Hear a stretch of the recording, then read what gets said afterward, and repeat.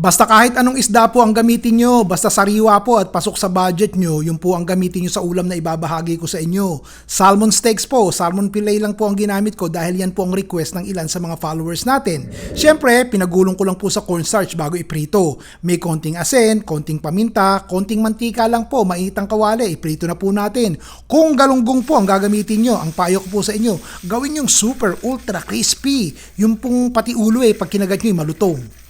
Ibukod po muna natin. Ilalagay ko na po itong ating tokwa. Ginawa ko po dun sa tokwa yung natirang cornstarch din sa ating pinagulungan ng salmon pinagulong ko rin yung tokwa.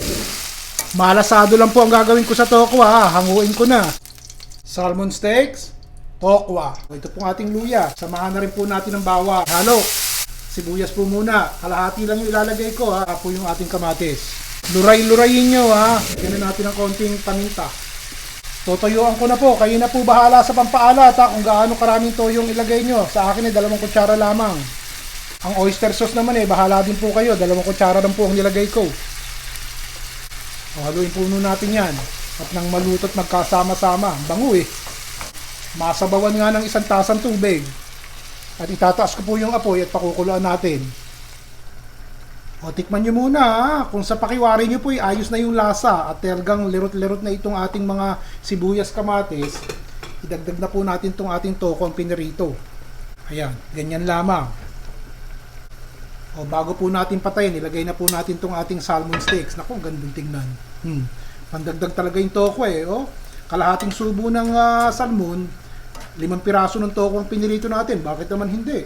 Ayos na ayos yan. Hihinaan ko na po yung apoy at yung malasado nating salmon malapit na rin pong maluto. Bahagya na lamang ang apoy. Lagyan nyo po ng sibuyas na mura o kaya naman kinchay para magandang tignan. Ang sarap talaga kapag simpleng-simple lang ang ulam mo.